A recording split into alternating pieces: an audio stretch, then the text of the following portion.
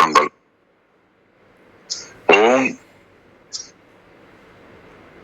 திருமூலர் திருவடிகள் போற்றி போற்றி. திருமந்திரம் 7ஆம் தந்திரம் 5வது அத்தியாயம் ஆத்மலிங்கம் 1761 நாம் சிந்திக்கின்றோம். பிராணல்ல நாமனில் பேதை உலகம் குரால் என்னும் என்மனம் கோயில் கொள் ஈசன் அரான் என்ற நெஞ்சரை அங்கேயும் நீரும் புறான் என்றவர் செய்யை புண்ணியன் தானே அப்படின்னு இந்த மந்திரம் நமக்கு என்ன வலியுறுத்துகிறது அப்படின்னு சொல்லி பார்த்தோம்னா,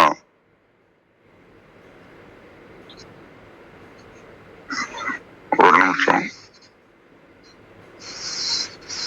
இந்த பிராணல்ல நாமெனில் அப்படின்னாக்கா நம்ம இறைவன் இல்ல அப்படின்ற ஒரு கருத்துக்களை உடையவர்களுக்காக இந்த ஆணவத்தோடு நினைக்கின்றார்கள். பேதையர் உலகர் அப்படின்றார். அறிவில்லாத இந்த உலகத்தில் குரால் அப்படின்னு போடுறாங்க. குரால்னா பசு. இந்த இதுல குரான் என்றும் அப்படின்னா எமக்குள் இருந்து எந்நேரமும் நல்வழி ஓதுகின்ற, இப்ப முஸ்லிம்களுக்கு குரான் சொல்றோம் இல்லைங்களா, அதன் பிரகாரம் பார்க்கும்போது நம்ம மனதில் இருந்து கொண்டு நம்மளை எப்பவும் வழிநடத்துகின்ற என் மனம் கோயில் கொண்டு ஈசன், அவன் என் மனதை திருக்கோயிலாக கொண்டிருக்கின்றான். அரான் என்ற நெஞ்சடை அங்கேயும் நீரும் அப்படின்னா அதோட இல்லாம பாம்புகள், சிவந்த தடைமுடி, நெருப்பு, நீர் இவற்றையும் அவன் கொண்டுள்ளான். எதுக்காக? பகமை தங்கி இருக்க செய்த, ஒன்றுக்கொண்டு மாறுபடாமல் பொறான் என்று. அதுக்காக அவர் செய்ய புண்ணியம் தானே அப்படின்னா அடியவர்களுக்காக நாம் செய்த புண்ணியத்தால் நமக்கு நன்மைகளை அருளுகின்றான். முன்னாடி ஒண்ணு ஆணவத்தின் அறியாமைன்னு சொல்றாங்க. நான் தான் எல்லாத்தையும் செய்யறேன், என் அறிவாலதான் என் பலத்தாலதான் எல்லாம் நடக்குது, எனக்கு மேல ஒரு தலைவன் இல்ல அப்படின்னு நினைப்பது பேதமை, அறியாமை அப்படின்றார் திருமூலர். இங்க மனமே கோயில்னு சொல்றாரு. நம்ம ஆணவத்தை விட்டுட்டு எனக்குள்ள இருந்துட்டு இயக்குவதும் நல்வழிப்படுத்துவதும் உள்ளிருந்து ஓதுபவன் குரு, அவனே இறைவன் அப்படின்னு யாரு உணர்கின்றார்களோ அவனுடைய மனதில் இறைவன் ஆத்மலிங்கமாக நம்முடைய கருவறையாக இருக்க மாறிவிடுகின்றான். அப்போ முரண்பாடுகளை கடந்த இயற்கை. அவரு கடையில நெருப்பு இருக்குது, நீர் இருக்குது, பாம்பு இருக்கு, சந்திரன் இருக்கு, எல்லாம் ஒன்றுக்கொன்று முரண்பாடானது. ஆனா அத்தகைய முரண்பாடுகளை இன்றி அமைக்கின்றவன் அவன்தான். அப்படிப்பட்ட பேராற்றல் மிக்க அவன் தன் அடியவர்கள் மனதிலே ஒளிரச் செய்து அவர்களை கருவியாக கொண்டு புண்ணிய செயல்களை செய்கின்றான் அப்படின்றது இந்த பாடலுடைய மைய கருத்து. இதுக்கு ஒரு கதை பார்த்தா, சடையப்பரின் செருக்கும் பகவான் கட்டிய வழியும். ஒரு சிற்பி இருந்தார் சடையப்பர்னு. அவர் சிலைகளை உள்ளோட்டமா செதுக்கிறதுல ரொம்ப வல்லவர். அதனால அவருக்கு கர்வம் வந்துச்சு. நாம நினைச்சா கல்லுக்கு உயிர் கொடுக்கலாம், இந்த ஊர்ல எல்லாம் மிஞ்சின புத்திசாலி யாரும் இல்ல, எல்லாம் என் திறமை அப்படின்னு தம்பட்டம் அடிச்சுக்கிட்டு இருந்தாரு. அப்போ அவருக்கு நேர் எதிரும் கொண்டவர் முத்தன்றவர். அவர் ஏத நெசவாளி. எதை செய்தாலும் எல்லாம் அவன் செயல், என் கை வெறும் கருவிதான், உள்ளுக்குள்ளிருந்து அவன் தான் என்னை இயக்குகின்றான் அப்படின்னு ஒரு எண்ணத்துல இருப்பார். ஒரு நாள் அரசர் என்ன பண்ணார், ஒரு பெரிய சிவபெருமான் சிலைய சடையப்பட்ட செய்ய கட்டளையிட்டாரு. சடையப்பர் தன் திறமையால அழகான சிலைகள்லாம் செதுக்கினாரு. அதுக்கு நேர் எதிராக பார்த்தீங்கன்னா கங்கை நீரையும் நெருப்பையும் மிக துல்லியமா வடிவெடுத்திருந்தாரு. சில திறப்பு விழா வந்தது. சடையப்பர் ரொம்ப பெருமையா ராஜா கிட்ட நின்னாரு. இவரு ஏற்கனவே ஒன்றுக்கொண்டு பகையான நெருப்பு, நீர், பாம்பு, இந்த சிலையை எப்படி அழகா வடிச்சிருக்கீங்க, உங்க கைவண்ணம் அற்புதம் அப்படின்னு பாராட்டுறாரு. இவனுக்கு இன்னும் தலைக்கணம் அதிகமாயிடுச்சு. அரசே, நெருப்பும் நீரும் விதத்தில் ஒன்றாக இருக்க முடியாது, ஆனால் என் அறிவாலும் திறமையாலும் அவற்றில் ஒரே இடத்தில் அடக்கி காட்டியிருக்கின்றேன்னு சொன்னாரு. அப்போ முத்தன் இதுவாக இருந்துச்சு, ஐயா நீ கல்லுல செதுக்கிறதுக்கு முன்னாடியே சிவபெருமான் தான் தடையில நெருப்பை நீரையும் பகை இல்லாம வச்சிருக்கிறாரு. அதனால முரண்பாடுகளை தாண்டிதான் உலகை இயக்குகின்றார். அப்பேற்பட்ட புண்ணியன் அறிவை உனக்கு கொடுத்திருக்கிறாரு, அதனால செதுக்க முடிஞ்சது அப்படின்னு நன்மையா சொல்றாரு. சடையறைக்கு மேல கோபம் வந்தது.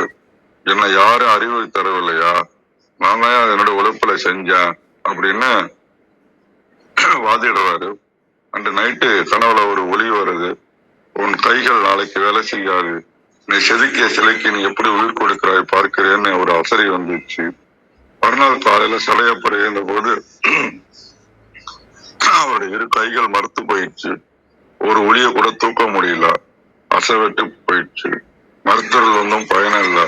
என் திறமை, என் அறிவு எல்லாமே தன் கையை தூக்க முடியாம போயிடுச்சேன்னு வருத்தப்படுறான். அப்ப முத்தன் சொன்ன வார்த்தைகளும் திருமூலர் தத்துவமும் நினைவுக்கு வந்தன. எல்லாம் நானே செய்கிறேன் என்று நினைத்தது எவ்வளவு பெரிய பேதமை என்பதை உணர்ந்தார். நேரே முத்தன் வீட்டுக்கு ஓடினார். தன் தவத்தை உணர்ந்தார். தடையப்பெரிய என்னிடம் ஏன் விழுகிறீர்கள், உங்களுக்கு ஈசனிடம் சரணடைங்கள்னு கேட்கிறான். அப்பதான் அவன் கண்களை மூடி இதயத்தில் விட்டிருக்கும் இறைவனை நினைக்கின்றான். இறைவா, என் ஆணவத்தால் உன்னை மறந்தேன். எனக்குள் இருக்கும் நல்வழி காட்டும் குரு நீயாகவே இருந்து என் கைகளும் உனக்கு கருவிகளேன்னு உருகி வேணாம். அடுத்த நிமிஷம் அவன் கைகள்லாம் உணர்ச்சியும் பலமும் வந்தன. இப்போது அவனிடம் ஆணவம் இல்லை, பேரமைதி இருந்தது. சிவருமானின் சடையில் நெருப்பும் நீரும் பகையில்லாமல் இருப்பது போல சடையப்பறை மனதுக்குள் இருந்த ஆணவ நெருப்பும் அறியாமை நீரும் விலகி எல்லாம் இறைமயமாக காட்சியளித்தது. அப்ப இந்த கதையில சுருக்கமா என்ன சொல்லலாம்னா, ஆரம்ப நிலையில எனக்கு தலைவன் இல்லை, நான் தான் பெரியார் அப்படின்னு நினைச்சாரு. அப்ப இறைவன் உணர்த்தும் போது மனமாற்றம் பெறுகின்றான். அப்ப இறைவனின் தன்மையை அவன் பெறுகின்றான். நெருப்பும் நீரும் ஒன்றாக இருக்கிற மாதிரி முரண்பாடுகளோடு நாம் இருக்க பழகி கொள்ள வேண்டும் என்கின்ற உணர்வை இங்க குறிக்கின்றார். அப்ப ஆணவம் நமக்கு வரவே கூடாது. பணியிடத்துல, ஒர்க் பண்ற இடத்துல, வீட்டுல மனசாட்சிக்கு பதில் அளிக்கணும். உள்ளின்று குரு நடத்துவார். மனசாட்சின்னு சொல்றது அவன் தான். நம்ம எதை நினைச்சாலும் உள்ளுக்குள்ள கரெக்டானதை நம்ம வழிகாட்டி கொண்டே இருப்பார். அதை நாம் உணர வேண்டும். முரண்பாடுகளுக்கு இடையில நம்ம டிராவல் பண்ண கத்துக்கணும். நன்றி உணர்வோட இருக்கணும். இவ்வாறாக இந்த பாடல் நமக்கு ஆத்மலிங்கத்தை நோக்கி டிராவல் பண்ணக்கூடிய வழியை குறிப்பிடுவதாக உணர்கின்றேன். மிக்க நன்றி. வாருங்கள் கௌரி அம்மா, வணக்கம். நன்றிங்க ஐயா. மிக அருமை, மிக அருமையான கதை, நல்ல அறிவுரைகள். அந்த நாளை நம்ம துவங்குறதுக்கான அனைத்து விஷயங்களும் உங்கள்ட்ட இருந்து வருதுங்கய்யா. மிக்க நன்றி. வாங்க விந்தியாம்மா, வணக்கம் அம்மா. அனைவருக்கும் வணக்கம். ஓம் சிவசக்தி போற்றி, ஓம் திருமலரே போற்றி. 1761வது திருமந்திரம். தனக்கு மேலோர் தலைவன். திருமந்திரம். பிரான் அல்ல நாம் எனில் பேதை. உலகம் குரால் என்னும் என் மனம் கோயில் கொள் ஈசன். அரா நின்ற செஞ்சடை அங்கியும் நீரும் பொறா நின்றவர் செய் அப்புண்ணியன் தானே. அருமையான திருமந்திரம். பரம்பொருள் தம் உயிரோடு கலந்து இருப்பதால் அப்பரம்பொருள் அல்ல தலைவன். தாமே தலைவன் என்று பேசும் தலைக்கணம் கொண்டவர்கள் பேதைகள். அவர்கள் வாழும் உலகம் மூடர் உலகம். பசு போன்றிருந்த என்னுடைய உள்ளத்தை கோயிலாக கொண்ட பரம்பொருள் பாம்பணிந்த சிவந்த சடைமுடியும் அக்னியும் கங்கையும் பொருந்த நிற்பவன். அவனே புண்ணிய பயனாகவும் புண்ணியம் உடையவனாகவும் இருப்பவன். பிரான் தலைவன். குரால் பசு. ஆன்மாக்களை பசு என்றது. அவன் பழகும் தன்மை, சாதுவான குணம், பயன் தரும் பக்குவம், எளிமை, உயர்வு கருதி என்க. அரா அரவு பாம்பு, அங்கி நெருப்பு, நீர் கங்கை, பொறா பொருந்தி, செய் புண்ணியம், பதி புண்ணியம், பசு புண்ணியம். கழக வெளியீட்டில் நல்ல முழுமுதல் நாங்களே என்று உலகோரில் சிலர் கூறுவரானால் அறியாமை குழியில் வீழ்ந்து துன்புறுவர். பிணிப்புண்ண பட்டமையால் பசு பிணிப்பி என்று அழைக்கப்படும். அதுவே இங்கு குரால் என ஓதப்பெற்றது. அத்தகைய என் மனம் கோயிலாக கொண்டனன். அரவணிந்த செவ்விய திருச்சடையை உடையவர் திருவடி கூட்டமாகிய வீட்டியலில் தீயினையும் கருவடி ஊட்டமாகிய உலகியலில் நீரினையும் போன்று மாறுபடுகின்றவர். அங்ஙனம் மாறுபட நிற்பதும் ஆறுயிர்களுக்கு அருள் செய்தற் பொருட்டேயாம். இத்தகைய மாறா அருளுடையோன் சிவன். அவன் புண்ணியன் என்று அழைக்கப்படுபவன். பிரான் நல்ல நாமெனில், நல்ல பிரான் நாம் எனில், குரால் பசு பொறான் என்றவர் பொறுகின்றவர், அதாவது தரிக்கின்றவர், செய்ய கருணை புரிய. அனைவருக்கும் நன்றி, வணக்கம். சிவசிவ.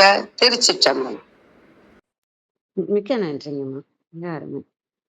வாங்க தியாகராஜன் ஐயா, வணக்கம் ஐயா.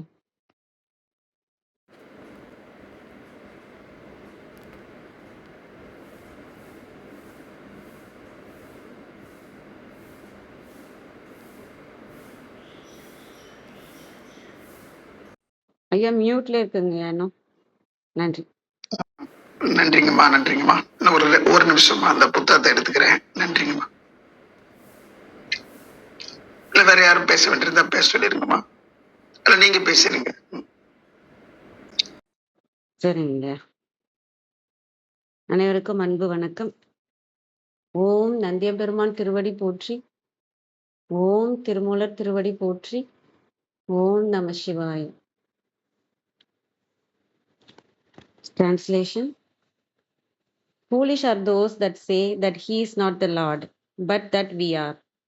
The Lord who enshrines my mind, a cow that I am called, who bears the red matted hair, where stands the snake and the fire and water, who stands for all virtuous acts performed is the Lord.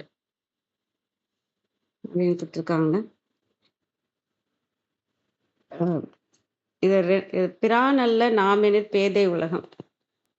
பிரான்னா இறைவன்றது தெரியும். இறைவன் அல்ல அப்படின்ற அந்த இடத்தோட நிறுத்தியும் நம்ம பார்க்கலாம். இறைவன் அல்ல, நாம தான் பெரிய ஆள்னு சொல்றதும் மாயை உலகத்துல இருக்கிறவங்க, அறியாமை உலகத்துல இருக்கிறவங்க அப்படின்னு எடுத்துக்கலாம். எனக்கு ஆனா பிரான் அல்ல நாம் அப்படின்னு அப்படின்னு எண்ணிர் அப்படின்னா அப்படின்னு சொல்றவங்க அறியாமையில இருக்காங்க அப்படின்ட்டு. ஏன்னா நாம இறைவன் இல்லை அப்படின்னு சொல்றோம்னாலே நம்ம அறியாமையில இருக்கிறோன்றதுதான். ஏன்னா இறைவன் எங்க இருக்கிறாரு அப்படின்னு நம்ம என்னோட மனதையும் உடலையும் நான் இறைவன் சொன்னேன்னா அதுவும் நான் அறியாமையில இருக்கிறேன் தான் அர்த்தம் இல்லை. என்னோட மாயை நான் இப்ப இந்த உடல் மனம் இப்ப பேரு எதுக்கு வச்சிருக்கோம்னா இந்த உடலுக்கும் மனதுக்கும் இந்த இப்ப கௌரின்ற பேர் எதுக்கு இருக்குன்னா என்னோட உடலுக்கும் மனதுக்கும் சேர்த்து ஒரு பேர் இருக்கு, அதுதான் கௌரின்னு இருக்கு. இப்ப கௌரி தான் நான் தான் இறைவன்னு சொல்றேன்னா அது மூடத்தனம். ஆனா எனக்குள்ள இருக்கிற இறைவனை நான் உள்ள புகுந்து அகத்துள்ள புகுந்து அந்த இறைவனை உணர்ந்து எனக்குள்ள இருக்கிறது இறைவன் தான், என்னை இயக்கி கொண்டிருக்கிறது இறைவன் தான் அப்படின்னு புரிஞ்சப்ப நான் இங்க இறைவனாக தான் இருக்கிறேன் அந்த நான்ல இருந்து நான் சொல்லும் போது அது உண்மையாக இருக்கும். அதையும் தாண்டி அது ஒரு ஸ்டேஜ் நமக்கு நம்ம புரிஞ்ச ஒரு செகண்ட்ல நமக்குள்ளதான் இறைவன் இருக்காரா அப்படிங்கிற அந்த இடத்துல இருக்கும்போது நானுன்றது கொஞ்ச காலத்துக்கு இருக்கும். அதுக்கப்புறம் அந்த இறைவன் எவ்வளவு விரிந்து இருக்கிறாரு, அவேர்னஸ் நமக்கு மேலோங்க அந்த இறைவன் எல்லா இடத்துலயும் விரிந்து எல்லாருக்குள்ளமும் அவர் தான் இருக்கிறாரு. வெறும் மனம் உடல் தான் மாறுபட்டு இருக்கே தவிர எல்லாருக்குள்ள இருக்கிற இறைவனும் ஒன்றுதான் அப்படின்றக்கப்ப இங்க நாம் தான் இறைவனாக இருக்கிறோன்றது தான் உண்மையாக இருக்கும். இங்க நான் இறைவனாக இருக்கிறதும் பொய்யா இருக்கும். நான் இந்த மனம் உடல் அப்படின்ற ஒரு விஷயம் நான் இங்க என் பேரை வச்சு நான் இங்க இயங்கிட்டு இருக்கேன், நான் தான் இறைவன் சொன்னாலும் அதுவும் அறியாமையில இருக்கிறதாக இருக்கும். ஆனா நாம் இங்க இறைவனாக தான் இருக்கிறோன்றது உள்ளார்ந்த இதுல இருந்து நம்ம பார்க்கும்போது அந்த மனம் உடல் அந்த இதில் இல்லாம நம்ம எல்லாத்தையும் இயக்கிக்கிட்டு இருக்க ஒரு விஷயம் நமக்குள்ள எல்லாருக்குள்ளேயும் இறைவனாக இருக்கிறது, நாம் தான் இறைவனாக இருக்கிறோன்ற அந்த உணர்வோட நம்ம உண்மையை புரிஞ்சு நம்ம பார்த்தோம்னா அதுதான் உண்மையாக இருக்கும். அப்படி இல்லாம சொல்றவங்க பேதைகள் தான். நாம இறைவன் இல்லைன்னு சொல்றவங்க பிரான் அல்ல நாம் இறைவன் அல்ல அப்படின்னு சொல்றவங்க பேதை உலகத்தவர் அப்படின்னு சொல்றதாவும் புரிஞ்சுக்கலாம். அது குரால். இன்னொன்னு என்னன்னா இதுல நம்ம உண்மையை புரிஞ்சுக்கிறது தானே தவிர இப்ப பொருள் இப்ப எந்த விஷயம் இப்ப இங்க இந்த உலகத்திலே சடங்கு சம்பிரதாயங்கள் நிறைய இருக்கும். கோயில்கள், இந்த பூஜை முறைகள் அந்த பூஜை முறைகள் எவ்வளவோ வச்சிருக்கிறாங்க இல்லையா. எல்லாமே என்னன்னா அந்த மனமும் உடலும் நல்ல நிலைக்கு கொண்டு நம்ம இறைவனை போய் சேர்றதுக்கு தான். ஆனா, அ இப்போ உலகத்துல நெறைய என்ன நடக்குதுன்னு பார்த்தீங்கன்னா, அந்த சடங்கு சம்பிரதாயத்திலே மாட்டிப்பாங்க. அடுத்த நிலைக்கு போகாம, ஒரு பூஜை பண்றாங்கன்னா, பூஜை பண்றது. கோயில் போறதுன்னா, கோயில் போறது. அத தாண்டி அத மனம் நமக்கு சீரடைஞ்சுதா, நமக்கு வந்து அது செம்மையாச்சா, நம்ம அடுத்து என்ன நமக்குள்ள திரும்பணும், நமக்குள்ள இருக்கிற இறைவன உணரணும்னு அடுத்தடுத்த நிலைக்கு நம்ம போகணும். அ இப்ப இருக்கிற உலகம் வந்து அந்த சம்பிரதாயங்களையும், மதம், கொள்கை அ இப்போ ஒரு கோயிலுக்கு பூ வாங்குறதுனாலுமே, இந்த பூ தான் குடுக்கணும். இந்த பொருள் தான் அபிஷேகத்துக்கு குடுக்கணும். இப்படி நெறைய ரூல்ஸ் போட்டிருக்காங்க இல்லையா? இது எல்லாமே நல்ல ரூல்ஸ் தான். நான் அத குறை சொல்லல. ஆனா, அதிலே நின்றாம, எதுக்கு பூவ குடுக்குறோம்? எதுக்கு பூஜை பண்றாங்க? எதுக்கு தீபாராதனை காமிக்கிறாங்க? அந்த கருவறைக்குள்ள, அந்த இருட்டா இருக்கிற கருவறைக்குள்ள இறைவன் இருக்கிறாருன்னு பாருங்கன்றாங்க. அப்ப நமக்குள்ள இருக்கிற அந்த இருட்டான நமக்குள்ள இருக்கிற அகத்துக்குள்ள நமக்குள்ள இருக்கிற இறைவன பார்க்கணும் இல்லையா? அந்த மாதிரி நம்ம என்னதான் வெளியில நம்ம எதெல்லாமே செய்றோமோ, அது எல்லாத்தையும் நம்ம உள்ளுக்குள்ள கொண்டு வரணும். ஒரு விளக்கு ஏற்றப்படுதுன்னா, அது நமக்குள்ள இருக்கிற ஆன்ம ஒளி வந்து ஏற்றப்படுது. ஞான ஒளி வந்து ஏற்றப்படுறதா, எதெல்லாம் நம்ம வெளியில வெளியில செய்றோமோ, அது எல்லாமே நமக்குள்ள இருக்கிற இறைவனுக்கானதாக மாறணும். நம்ம வந்து நல்லா இருக்கணுன்றதுக்காக செய்ற விஷயங்களாக செய்வோம். பணத்துக்காக செய்வோம். குடும்பம் நல்லா இருக்கணும்னு செய்வோம். எல்லாமே அதுக்காக நெறைய சம்பிரதாயங்கள் நம்ம அதுவும் நம்ம இதுல வந்து நெறைய சொல்லியிருக்காங்க. ஏன்னா வேதங்கள் சொல்லியிருக்கு, சாஸ்திர சம்பிரதாயங்கள் சொல்லியிருக்கு. ஒரு காக்கா கிட்ட அதுக்கு எப்படி சாப்பாடு வைக்கணுன்றது, நாய் எங்க இருக்கணும், பூனை எப்படி வந்தா போகணும், இவ்ளோ சொல்லியிருக்காங்களே தவிர, இதிலே எல்லாரும் மாட்டிக்கிறாங்க. பூனைனா இப்படிதான் இருக்கணும், பூனைதான் இப்படிதான் இருக்கணுன்றதுல கவனம் இருக்கே தவிர, நமக்குள்ள இருக்கிற இறைவன தேடணுங்கிறது வந்து அடுத்த ஸ்டெப்புக்கு போகலைங்கிற மாதிரி நான் பார்க்குறேன். அ பூஜை முறைகள் ஆகட்டும், கோயில்ல நடக்கிற விஷயங்கள் ஆகட்டும், அம் அங்க அங்க நடக்கிற சண்டைகள் ஆகட்டும், அங்க நடக்கிற மத வேறுபாடுகள், இப்படி எல்லாமே அந்த கொள்கைய மட்டும் பிடிச்சுக்கிறாங்க. அத தாண்டி இறைவன போகணுங்கிறது வந்து நம்ம ஒவ்வொரு விஷயத்திலயும் நம்மளால பார்க்க முடியும். இப்ப நான் அடுத்த வரியில குறால் எனும் மென்மனம் கோயில் கொல்லீசன்னு வருது. இந்த குறால்ங்கிறதுக்கு அகராதியில ஒரு 4 பொருள் குடுத்துருக்குறாங்க. பசுன்னு குடுத்துருக்காங்க, ஒரு கோட்டான்னு குடுத்துருக்காங்க, மேய்கின்ற பொருள்னு குடுத்துருக்காங்க. ஐயா அந்த குரான்ற ஒரு அர்த்தத்த வச்சு அது நமக்குள்ள ஓதிக்கிட்டு இருக்கிறவர்ன்னு சொன்னார். இப்ப நான் வந்து எனக்கு புரிஞ்சதுல ஏதோ ஒரு வார்த்தைக்கான அர்த்தத்த போட்டு நான் சொல்லுவேன். மத்தவங்க ஒரு அர்த்தத்த போட்டு சொல்லுவாங்க. இத படிக்கிறது நான் இப்ப அது ஒரு பெரிய விஷயமான்னு கேட்டீங்கன்னா, இல்ல. இதோட பொருள நான் அங்க ஆடுன்னு கூட வச்சுக்கலாம், அங்க மாடுன்னு கூட வச்சுக்கலாம், எத வேணாலும் வச்சுக்கலாம். ஆனா நான் உள்ளார்ந்த அந்த உணர்வு நான் எத கொண்டு போறேன்? எனக்குள்ள இருக்கிற இறைவன் அ எப்படி வந்து இருக்கிறாருன்ற அந்த விஷயம் தான் பெருசு இல்லையா? நான் அந்த அந்த பொருள்லே நான் புடிச்சுக்கிட்டு, இந்த பொருள் தவறு, பேசுற விஷயம் தவறு, இத நான் அந்த இடத்திலேயே நான் நின்னுகிட்டே இருந்தேன்னா, இறைவன போய் சேர முடியாது. அங்க நான் ஆடாவும் போட்டுக்கலாம், மாடாவும் போட்டுக்கலாம். திருமூலர் சொல்ல வர்றது என்னன்றது நமக்கு புரியாது. ஆனா அது இறைவன அடையறதுக்காக, நமக்குள்ள இருக்கிற இறைவன புரிஞ்சுக்கிறதுக்காக அவர் ஒரு சொல்ற விஷயம். அ அப்ப நம்மளும் அத எந்த இடத்துல வேணாலும் போட்டுக்கலாமே தவிர, எ அ உள்ள போய் பார்க்கறது ரொம்ப முக்கியம். அந்த அ வார்த்தைகள்லயோ, பொருள்லயோ, இங்க இருக்க சடங்கு சம்பிரதாயங்களையோ, மதங்கள்லயோ, கொள்கைகள்லயோ, இந்த விதிமுறைகள்லயோ, அம் அது எல்லா இடத்துல இருக்கிற விதிமுறைகள். அதிலேயே மாட்டிக்காம, அடுத்த நிலை என்ன? எனக்குள்ள இருக்கிற இறைவனுக்கு திரும்பணும். கவனத்த நான் வெளியிலே வைக்கக்கூடாது. கவனத்த எனக்குள்ள வைக்கணும். இப்ப நம்ம பேசுறோம் காலையில இவ்ளோ நேரம் பேசுறோம் இல்லையா? இறைவன், இறைவன், இறைவன்னு பேசுறோம். இவ்ளோ நேரத்துக்கும் நீங்க கண்ண மூடி உங்களுக்குள்ளே இருக்கிற இறைவன்ட்டயே புடிச்சுக்கிட்டே இருந்தீங்கனாலே போதும் இல்லையா? இறைவன்னோனே எங்கேயோ இருக்கிறாரு. அவரு அலங்காரத்தோட இருக்கிறாரு. அவரு கோயில்ல தான் இருக்கிறாரு. இப்படியே தான் நம்ம பார்த்துட்டு இருக்கோம் இல்லையா? அப்படி இல்லாம இவ்ளோ தூரம் நம்ம இறைவன், இறைவன் சொல்ற டைம் எல்லாம் நம்ம உள்ள போயிரலாம். அ காதுல இறைவன் கேட்கிறப்பலாம் நம்மளால உள்ள போக முடியும். நம்ம அகத்துக்குள்ள எவ்வளவு எவ்வளவு திரும்புறோமோ, அகத்துக்குள்ள போய் நம்ம இறைவன புடிக்கணும் அப்படிங்கிறது தான் திருமூலர் நமக்கு திரும்ப திரும்ப சொல்றாங்க. இந்த வெளி சடங்குகளுக்கும், இந்த பணத்துக்காகவும், புகழுக்காகவும் நம்ம செய்ற விஷயங்கள் சரிதான். அதுக்காக தான் அந்த வேதங்கள், சாஸ்திரங்கள், சம்பிரதாயங்கள்லாம் குடுக்கப்பட்டிருக்கு. ஆனா, அதெல்லாம் முக்கியம் கிடையாது. அது அது ஒரு பெரிய விஷயம் கிடையாது. இப்ப நான் பொருள் பார்த்து பேசுறதும் பெரிய விஷயம் கிடையாது. நான் கரெக்ட்டா பேசுறேனாங்கிறதும் பெரிய விஷயம் கிடையாது. அ ந நீங்க அத எவ்வளவு தூரம் உள்ள எடுத்துட்டு போறீங்க? இறைவன்ற கேட்கிற வார்த்தை எல்லாப்ப உங்களால அகத்துல திரும்ப முடியுதா? அந்த ஆனந்தத்தை உணர முடியுதா அப்படின்னு அந்த நமக்குள்ள நம்ம போகிறது மட்டும்தான் இங்க நம்ம செய்ய வேண்டிய முக்கியமான பயிற்சி இங்க. நம்ம என்ன வேலை வேணாலும் செய்யலாம், எதை வேணாலும் கேட்கலாம், என்ன வேணா பண்ணலாம். ஆனா நான் சினிமா பாட்டு கேட்டுட்டு கூட நான் வந்து இறைவனை பற்றி கொண்டே இருக்க முடியும். திருவாசகம் தான் நான் கேட்கணும் அப்படின்றது இல்லை.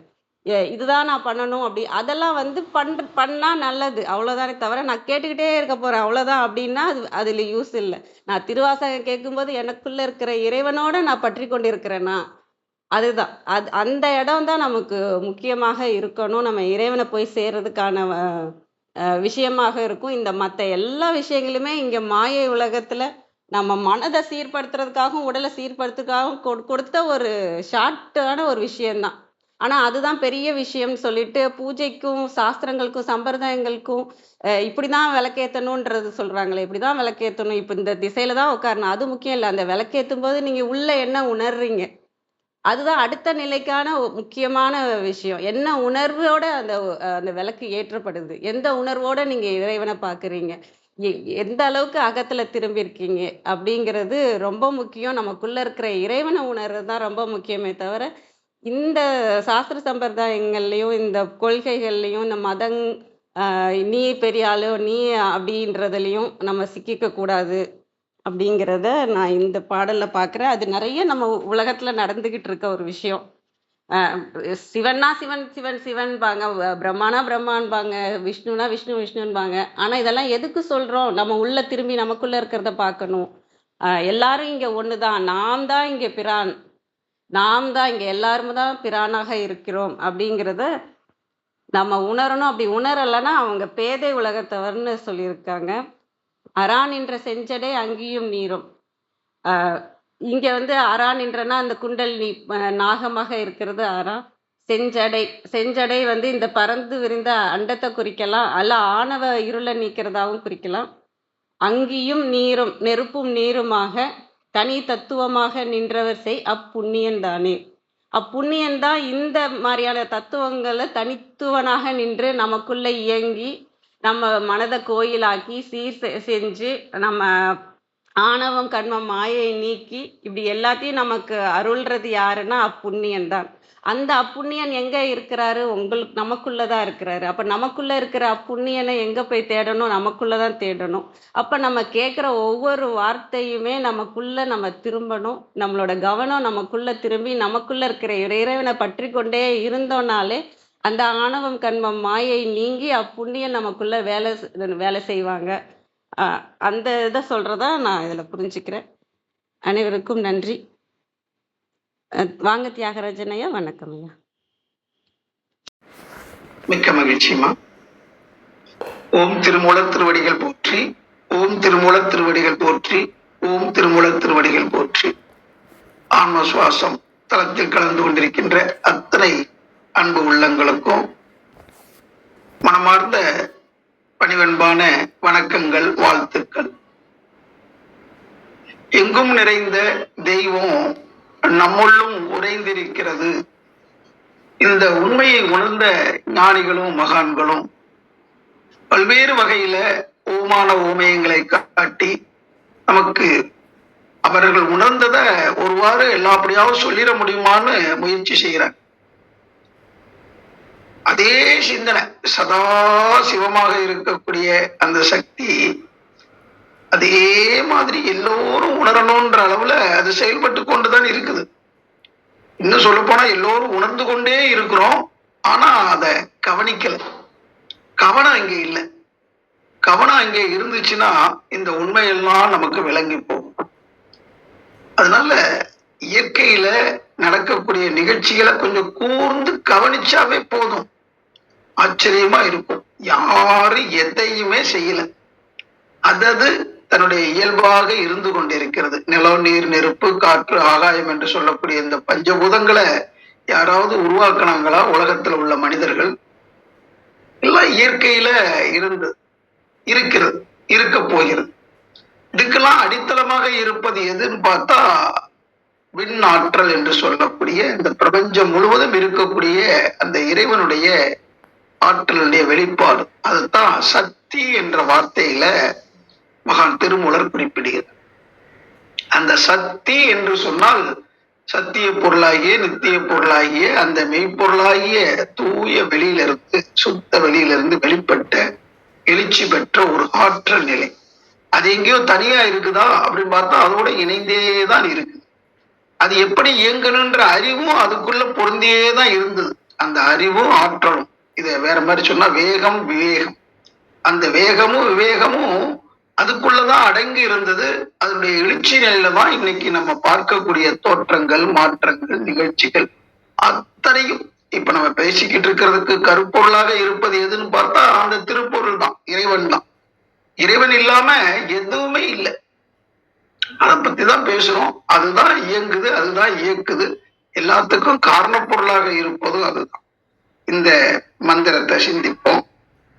பிரானல்லன் நாமெனில், பிரான் அல்லன் ஆம் எனில், அல்லன் ஆம் எனில் பேதை உலகம் குரால் என்னும் என் மனம் கோயில் கொள் ஈசன், குரால் என்னும் என் மனம் கோயில் கொள் ஈசன், அரா நின்ற செஞ்சடை அங்கியும் நீரும், அரா நின்ற செஞ்சடை அங்கியும் நீரும், புறா நின்றவர் புறா நின்றவர் புறா நின்றவர் செய் அப்புண்ணியர் தானே.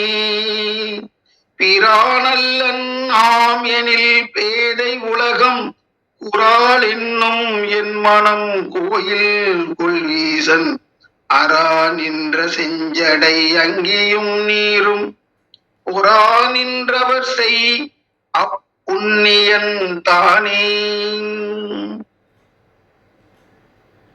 புண்ணியன் என்று சொன்னா பாவம் புண்ணியம் என்று ரெண்டு வார்த்தைகள்.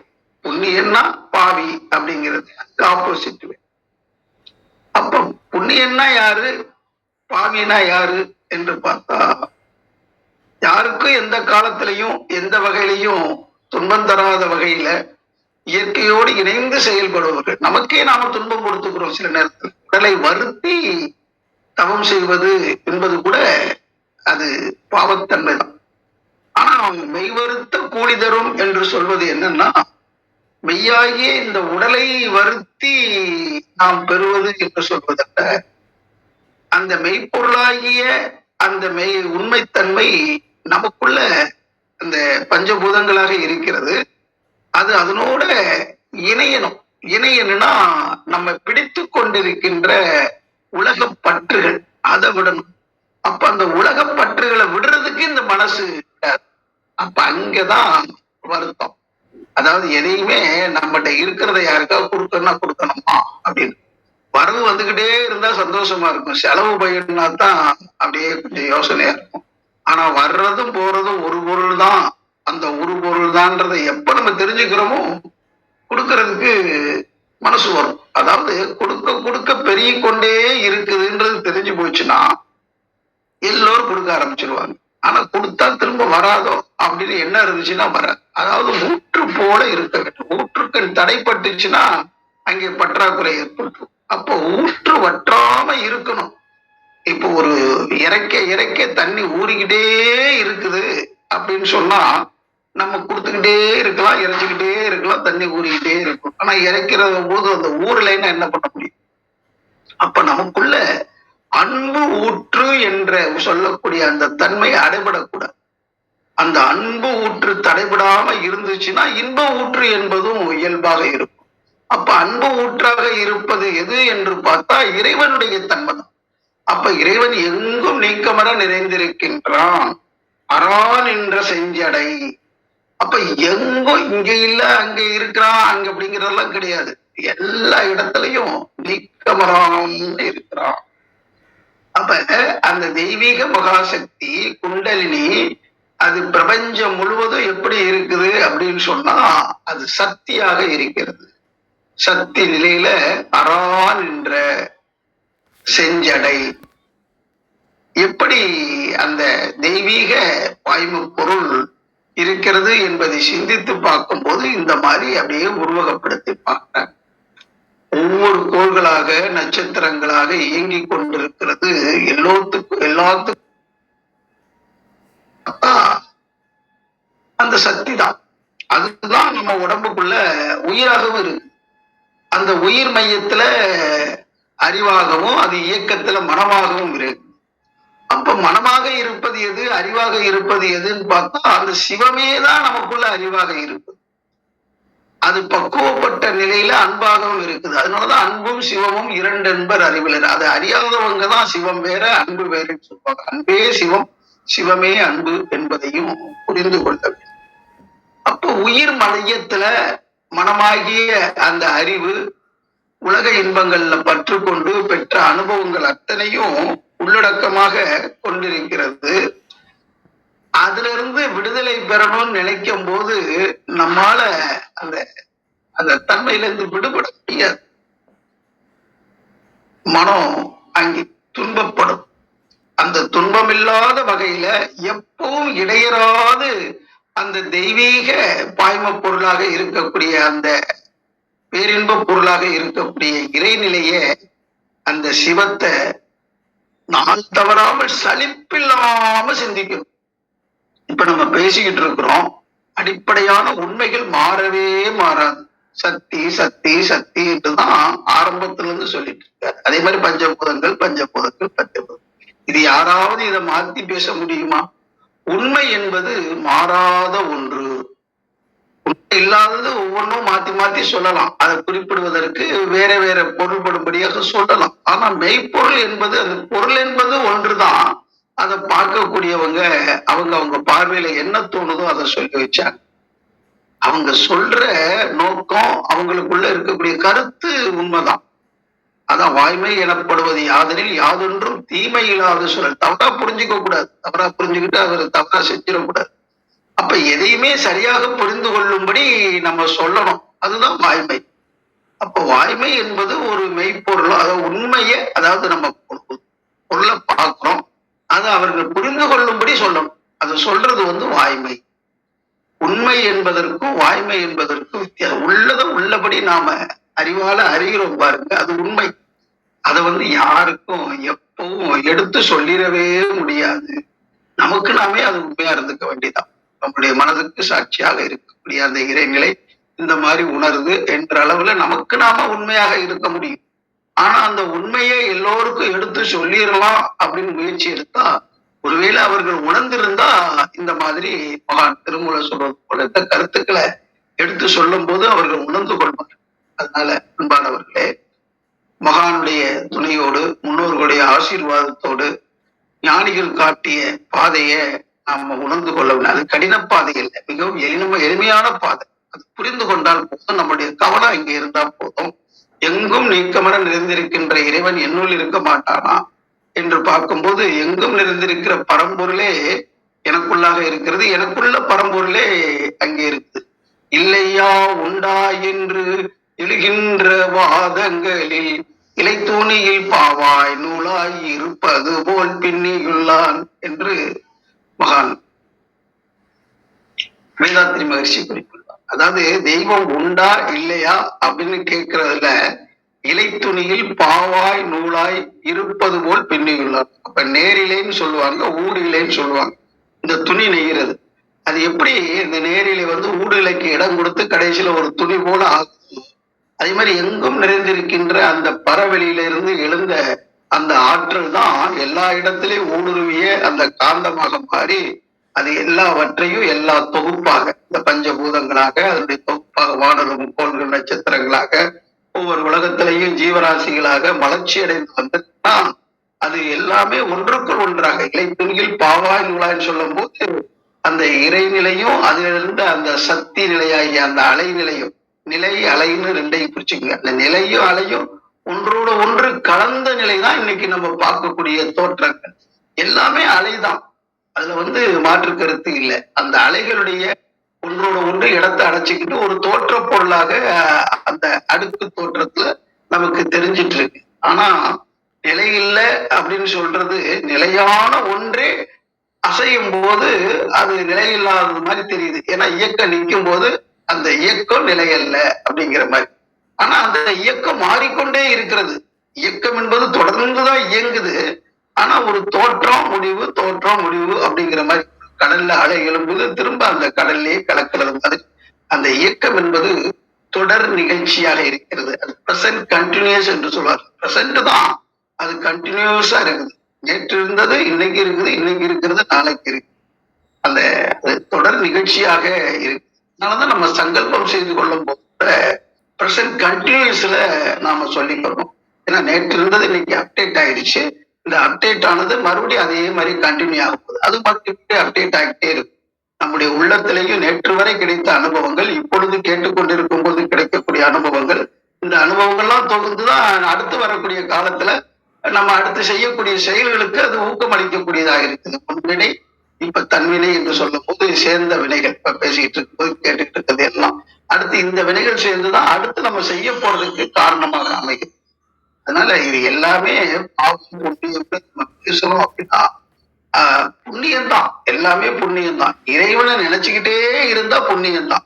செயற்கரிய செய்வர் பெரியர் என்று அடிக்கடி சொல்லுவாங்க. இந்த பெரியார் யார் அப்படின்னு கேட்டா, அவனை நினைந்தால் நீ பெரியோன்னு மகிழ்ச்சி ஒரு குறிப்பு கொடுத்திருப்பார். அதாவது இறைநிலைய அந்த சிவத்தை எவர் ஒருவர் சதா காலமும் சலிப்பில்லாம அந்த பேரின்பத்தை தரக்கூடிய இறைவனை நினைச்சுக்கிட்டே இருக்கிறாங்களோ அவங்கதான் உலகத்துல பெரியவங்க. பெரிய மனிதன் அப்படிங்கிறதுதான் மகான் அப்படின்னாவே பெரிய மனிதன். அந்த மெய்ப்பொருளாகிய அந்த தெய்வீக பொருளை உணர்ந்த ஒரு மனிதன் தான் மகான் என்று அழைக்கப்படுகிறது. மகான் என்னமோ பெருசா நினைச்சுக்க வேண்டாம். அது பெரிய மனிதன். அதாவது மனிதன் அந்த தெய்வ நிலையை உணர்ந்து அந்த தெய்வ நிலையோடு ஒன்றே இருக்கக்கூடிய தன்மை, சதா காலமும் அந்த இறை உணர்விலேயே திளைக்கக்கூடியவன். அப்ப இறை உணர்வுக்கு அடிப்படையாக இருக்கிறது உயிர் உணர்வு. எந்த உயிரும் துன்பம் இல்லாத வகையில செயல்களை செய்யும் போது அவன் புண்ணியனாகிறான். இறைவனையே நினைத்துக் கொண்டிருப்பவன் நிச்சயமாக மற்றவர்களுக்கு துன்பம் தரக்கூடிய செயல்களை செய்ய மாட்டான் அப்படிங்கிறதும் இதற்கு உட்கருத்தாக இருக்கிறது. அவனுக்கு எப்பொழுதுமே சலிப்பில்லாத இன்பம் என்பது ஊற்றாக பெருகி கொண்டே இருக்கும். அத்தகைய பேரின்பத்தை அனுபவிக்க காத்து கொண்டிருக்கின்ற, அதன் மீது கவனம் வைத்து செயல்பட வேண்டும் என்ற நோக்கத்தில் இங்கே கூடியிருக்கின்ற தாங்களும் தங்கள் அன்பு குடும்பத்தாரும் அருளோடு செல்வம் கீர்த்தி மென்மேலும் நிறைவாய் பெற்று எல்லா நல்வளங்களோடும் வாழ்க வாழ்க வாழ்க வாழ்வாங்கு என இறைநிலையோடு எண்ணத்தை கலக்க விட்டு மகான்களுடைய ஆசீர்வாதம் உங்கள் அனைவருக்கும் கிடைக்கட்டும் என்று வாழ்த்துக்களை கூறி நிறைவு செய்து கொள்கின்றேன். ஓம் திருமூல திருவடிகள் சரணம் சரணம் சரணம். மிக்க நன்றி, மகிழ்ச்சி. நன்றிங்க ஐயா, மிக்க நன்றி. மிக அருமை ஐயா, நல்ல அறிவுரைகள் சொன்னீங்க. மிக்க நன்றிங்க. கிருத்திகாமா, உங்களால மேல வர முடியலைங்களா? லிசனிங் இல்ல.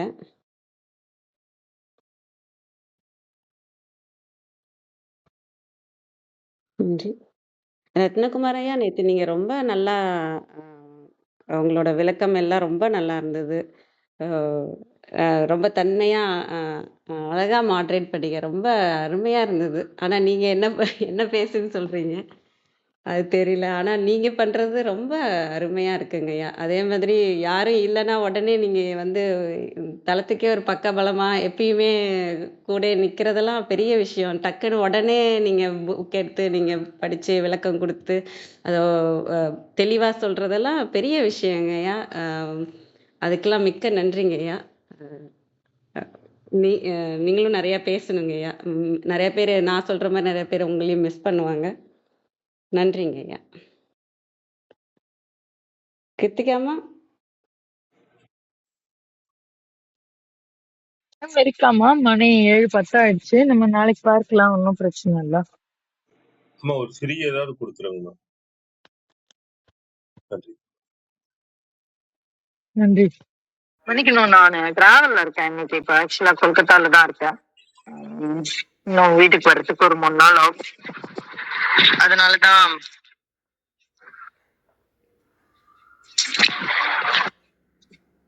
இங்க மழை வேற இருக்கு. அதனால சிக்னல் எப்படி இருக்குன்னு தெரியல. அதனாலதான் நேற்று கூட கலந்துக்க முடியல. நேற்றுக்கு காளி கோவில். இன்றைய மந்திரம் எல்லாருமே ரொம்ப அழகா தெளிவா நிறைய சொல்லியாச்சு. ஆம், ஏன் இந்த மந்திரம் இங்க அப்படிங்கிற ஒரு பார்வை மாத்திரம்தான் நான் வைக்க விரும்புகிறேன். ஏன்னா எல்லாம் சொல்லிட்டாரு, ஆத்மா லிங்கம் நீதான், அதை எப்படி எடுக்கணும். அதுவும் நேத்திக்கு ரொம்ப அழகா சொல்லியிருப்பாரு. நான் வர முடியல, ஆனா அராமரன் மன்னி மனக்குறைந்தானேன்னு சொல்றதுக்கு முன்னாடி சிராபரன் அப்படின்னு சொன்னாரு இல்லைங்களா. தேவர்கள் சென்னியில் மன்னும் அப்படின்னாரு. அப்போ யாரு அப்பேற்பட்டவன் அடியார் மன்னர் கோவிலுக்குள்ள இருக்கான் அப்படின்னு சொன்னாரு. பனிமதி சூடியவன் அப்படின்னு சொன்னாரு. இதெல்லாம் சொல்லிட்டு ஆஹ் உள்ள இப்ப இன்னைக்கு என்ன சொல்றாருன்னா, பிரான் அல்ல பிரான் அல்லன் எனீர் அப்படின்னு நாம் எனீர் அப்படின்னு சொல்றாரு. பிரான் அல்லன் நாம் எனீர் பேதையுலகம் அப்படின்னு. இந்த இடத்துல நிறைய உரையாசிரியர்கள் வேற மாதிரி சொல்லியிருப்பாங்க. அதாவது அவன் அல்ல என்னுடைய மனம் அப்படின்னு, நான் தான் அப்படின்னு அகந்தையில வந்துடக்கூடாது அப்படிங்கிறதுக்காக இந்த மந்திரத்தை வைத்திருக்கிறாங்க அப்படின்னு சொல்லி நிறைய உரையாசிரியர்கள் சொல்லியிருப்பாங்க. அதுதான் உண்மை. ஆனா அது ஏன் அந்த இடத்துல சொல்லணும் அப்படின்னு யோசிக்கும் போது நமக்கு வேற ஒரு பார்வை கிடைக்கும். என்ன கிடைக்கும் அப்படின்னாக்கா, நாம்னு நினைக்கிற வரைக்கும் நம்ம பேதை உலகத்துலதான் இருப்போம். அப்போ ஏன்னா அந்த ஆத்மலிங்கத்தோட முக்கியத்துவத்தை சொல்றாரு இந்த இடத்துல. நாம் எனீர் பேதை உலகம் அப்படின்னு நம்ம புரிஞ்சுக்கணும். நாம் அப்படின்னு சொல்லும் பொழுது இந்த இடத்துல நான்னு சொல்லல அவரு, நாம் அப்படின்னு சொல்றாரு. அப்ப இரண்டு. அப்ப அந்த இடத்துல அவரு ரொம்ப ரொம்ப முக்கியமா அத்வைதத்தை நமக்கு கூட்டுறாரு. ஏன்னா நீ வேற அங்க உள்ள இருக்க, பகவான் வேற உள்ள இருக்காருன்னு நீ நினைச்சிடக்கூடாது. ஏன்னா இந்த இடத்துல அவன் அல்ல நான் சொல்ற மந்திரம் இல்ல இது. ஏன்னா அந்த இடத்துக்கெல்லாம் தாண்டி எப்படின்னு நமக்கு சொல்லி கொடுத்து இறைவனை உள்ளே உள்வாங்குவதுன்னு சொன்னப்புறம் இனிமே நமக்கு இந்த அகந்தை பத்தின ஒரு விஷயம் நமக்கு சொல்லணும்ன்ற அவசியம் இல்லைங்கிறது என்னுடைய கருத்து. அதனால அவர் என்ன சொல்றாரு, பிரான் அல்ல நாம் எனீர் அப்படின்றாரு. இப்ப நாம் அப்படின்னா உள்ள வாங்கியாச்சு. அப்ப எங்க தனியா இருக்காருன்னு நீ நினைச்சிடாத. அதுதான் அந்த இடத்துல ரொம்ப முக்கியமான செய்தியா நான் பார்க்கிறேன். பேதை உலகம் குரால் என்னும் என் மனக்கோயில் கொள்ளீசன் அப்படிங்கிறாரு. அப்ப அந்த குரால்னா பசுன்னு சொல்றாங்க. அப்ப அந்த பசு வாய் ஆளுகின்ற என்னுடைய மனக்கோயில். அப்ப அந்த நாதன் இல்லாத மெய்ப்பன் இல்லாத அந்த பசு என்ன போயிடும், சரியறுத்து போயிடும். அப்படி இல்லாம என்னுடைய மனக்கோயில் கொள்ளீசன் அப்படின்றாரு. யாருதான் அப்படின்னா, அரா நின்ற செஞ்சடை அங்கியும் நீரும். அரா அப்படின்னு சொல்றாரு. இந்த அரா அப்படிங்கிற ஒரு வார்த்தைய போன மந்திரத்திலயும் அவர் உபயோகிச்சிருப்பாரு. அரா மரன் அப்படின்னு சொல்லுவாரு. இந்த அரா என்பது ஒரு சிலவல். அந்த சிலவல எதை குறிக்கக்கூடியது அப்படின்னாக்கா, இந்த ஹராம் கிரீம் எல்லாம் சொல்லுவோம் பாத்தீங்களா, அதனுடைய பேஸ் இது. நேத்திக்கு பார்த்திருக்கணும், இன்னைக்கு டைம் இல்ல நமக்கு. அதனால அரா நின்ற அப்படின்னு நம்ம இந்த இடத்துல பார்க்கும் பொழுது எல்லாவற்றையும் குற்றங்களை எல்லாம் நீக்கிய. அப்போ இந்த இடத்துல முன்னாடி வரைக்கும் போனோம் நம்ம. குரால் என்னும் மனக்கோயில் கொள்ளீசன். அப்போ அந்த பசுவினுடைய அத்தனை வினைகளையும் நீக்கி அரா நின்ற அப்படின்னு அப்படின்னு புரிஞ்சுக்கணும். செஞ்சடை ஈசன் அங்கேயும் நீரும் அப்படின்னா அவரு அந்த இடத்துல உலகத்துல இருக்கக்கூடிய வெப்பம் நீர் எல்லாமே பொறா நின்றவர் செய்ய புண்ணியன் தானே அப்படின்றப்ப, பொறா நின்றவர் அப்படின்னா தாங்கி நிற்கக்கூடியவர், அவன் செய்த புண்ணியன் தானே. அப்ப வேற யாருமே இல்லடா, அவரும் நீயும் இல்ல, அவரும் நீ மாத்திரம் இல்ல, யாரா இருக்க, நீ அவராக இருக்கிறாய், நீ அதுவானாய் அப்படின்னு அந்த பிரம்மம் அப்படிங்கிற ஒரு வார்த்தைக்கு உண்டான ஒரு பொருளா நம்ம இந்த மந்திரத்தை பார்க்கலாம். அகம் பிரம்மாஸ்மி அப்படின்னு சொல்லுவோம். இந்த அகம் பிரம்மாஸ்மி அப்படிங்கிற ஒரு மந்திரத்தோட அர்த்தம் என்னன்னா, நீயும் அவரும் அல்ல, இரண்டும் ஒன்றாக இருக்கக்கூடிய பேதை உலகம். ரெண்டு பேரும், அவர் இல்ல நான்கிற ஆணவங்கிறத விட நாமும் மனக்கோயில் கொள்ளீசன் அப்படின்னு சொல்றாரு இல்லையா. அப்ப என்ன அர்த்தம்? அது எதுக்காக சொல்றாரு அப்படின்னா, என் குரால் என்னும்ங்கிற வார்த்தை வந்திருக்கிறதுனால, அவரு உள்ள கோயிலா குடியில்ல. அந்த பசு மனதில் இருக்கக்கூடிய அத்தனை விஷயங்களையும் நீக்கி அறான் என்றார். அப்படின்னு நம்ம இந்த இடத்துல பார்க்கணும். இந்த இந்த மந்திரத்தோட ஒரே செய்தி என்னன்னு நான் பார்க்கிறேன்னா, நாம தனியா நான் இல்ல, நாம்னு அவரும் நாமுமா இல்ல, நாமே அவராக இருக்கிறோம், அவரே நாமாக இருக்கிறோம். அப்ப அவர் எப்பேற்பட்டவர் அப்படின்னா இத்தனைக்கும் காரணமா இருக்கிறார். அங்கி நீர் இத்தனைக்கும் காரணமா இருக்கிறவருக்கு நாமாக இருக்க முடியாதா என்ன? கண்டிப்பா முடியும் இல்லையா? அதான் புரான் என்றவர் அப்படின்னு சொல்லுவாங்க. தாங்கி நிற்கக்கூடியவர். எதை தாங்கி நிற்கக்கூடியவர்? இந்த மண்ணு, உலகம், பூமி, நீர், அக்னி எல்லாத்தையும் தாங்கி நிற்கக்கூடியவர் நம்முள்ளே நின்று புண்ணியம் செய்கிறார் அப்படின்னு நம்ம இந்த மந்திரத்தை புரிஞ்சுக்கலாம். நன்றி நண்பர்களே. இன்னும் தெளிவா நம்ம அடுத்த மந்திரத்துல வரும்போது இன்னும் தெளிவான விளக்கங்கள் பார்க்க முடியும். நன்றி. நன்றி அம்மா. மிக தெளிவான விளக்கம். ஒவ்வொரு வார்த்தைக்கும் அரான் என்ற உங்களோட புரிதல் ரொம்ப அருமை அம்மா. மிக்க நன்றி. உங்களோட டைம் இந்த இடத்துலயும் நீங்க அவங்களுக்கு தெளிவு கொடுத்ததுக்கு மிக்க நன்றிங்க. நிறைவு செஞ்சுக்கலாங்களா? அனைவருக்கும் நன்றி. இன்று எங்களுடன் இணைந்த அனைத்து உள்ளங்களுக்கும் எங்களது மனமார்ந்த நன்றிகள். மீண்டும் நாளை காலை 6:30 மணிக்கு சந்திப்போம். தலம் நிறைவு பெறுகிறது. திருமூலர் திருவடிகள் சரணம் சரணம். திருமூலர் திருவடிகள் சரணம் சரணம். திருமூலர் திருவடிகள் சரணம் சரணம். அனைவருக்கும் நன்றி. ஓம் நம சிவாய்.